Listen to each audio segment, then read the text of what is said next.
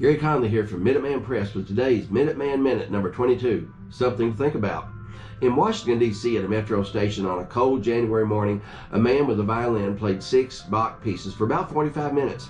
During that time, approximately 2,000 people went through the station, most of them on their way to work.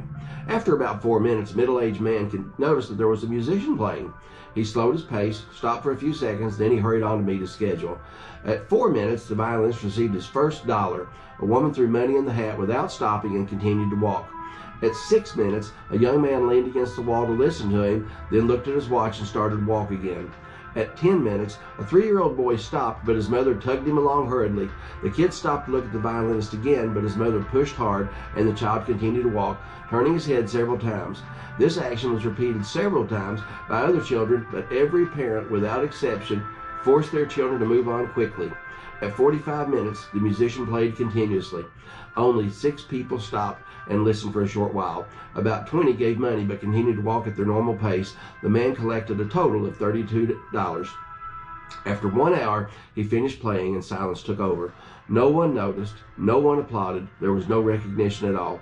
No one knew this, but the violinist was Joshua Bell, one of the greatest musicians in the world.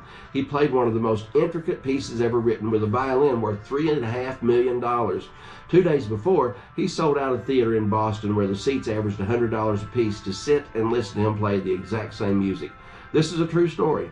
Joshua Bell, playing incognito in the D.C. metro station, was organized by the Washington Post as part of a social experiment about perception, taste, and people's priorities.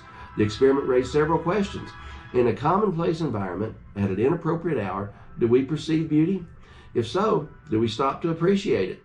Do we recognize talent in an unexpected context?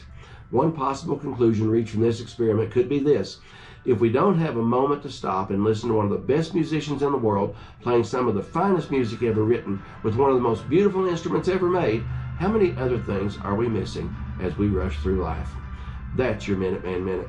Today's Minuteman Minute is brought to you by Minuteman Press of London, Kentucky, where we design, print, and promote you.